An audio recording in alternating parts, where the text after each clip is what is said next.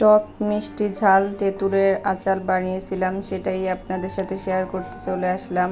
Hello everyone, আসসালামু আলাইকুম। কেমন আছেন সবাই? আশা করি সবাই ভালো আছেন। তো আমি এখানে কিছু তেঁতুল নিয়েছি। তেঁতুলটা আমি ভালো করে আগে পরিষ্কার করে নেব। পরিষ্কার করে এবার আমি পানি দিয়ে তেঁতুলটা একবার ধুয়ে নেব যাতে কোনো ময়লা না থাকে।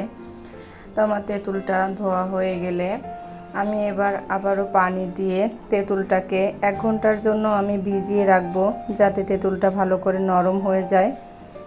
তো তেঁতুলটা 1 ঘন্টার জন্য রেখে দিয়ে আমি এখানে চুলায় একটা প্যান বসিয়ে দিয়েছি।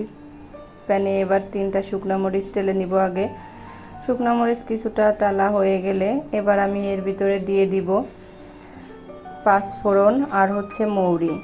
এবার সব কিছু আবারও ভালো করে আমি টেলে নেব। টেলে নেওয়া হয়ে গেলে আমি এগুলোকে ঠান্ডা করে গুঁড়া করে নেব। এবার আবার চলে আসছি আমি তেঁতুল 1 ঘন্টা পরে।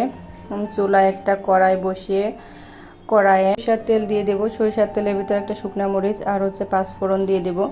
পাঁচফোড়ন দিয়ে এবার আমি ভিজিয়ে রাখা তেঁতুলটা তার ভিতরে দিয়ে দিব। এবার ভালো করে সব কিছু একসাথে মিশিয়ে নেব। তেল, পাঁচফোড়ন আর তেঁতুলটা যাতে সব কিছু একসাথে ভালো করে মিশিয়ে যায়। মেশানো হয়ে গেলে আমি এর ভিতরে দিয়ে দিব এবার স্বাদমতো লবণ আর দিয়ে দিব আমি এবার স্বাদমতো চিনি। এখানে আপনারা গুড়টাও ব্যবহার করতে পারেন, আমি চিনিটা ব্যবহার করেছি। আপনারা আপনাদের স্বাদ অনুযায়ী দিবেন। সব কিছু আবারও মিশিয়ে নিব যাতে চিনিটা ভালো করে গলে যায়।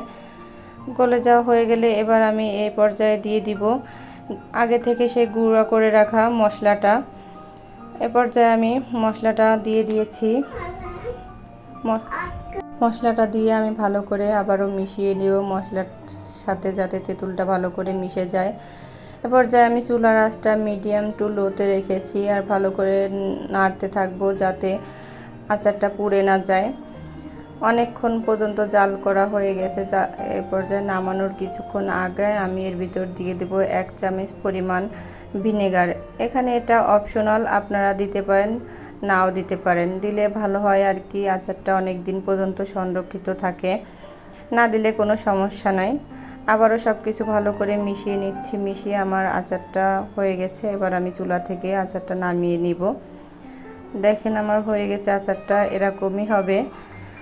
তো এবার আচারটা আমি ঠান্ডা করে একটা কাচের বয়মে করে সংরক্ষণ করব। বয়মটা অবশ্যই গরম পানি দিয়ে ফুটিয়ে নেবেন যাতে আচারটা অনেক দিন ভালো থাকে।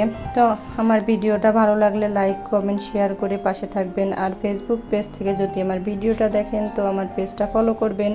আর যদি ইউটিউব চ্যানেল থেকে দেখেন তাহলে আমার চ্যানেলটা সাবস্ক্রাইব করবেন। সো ধন্যবাদ সবাইকে।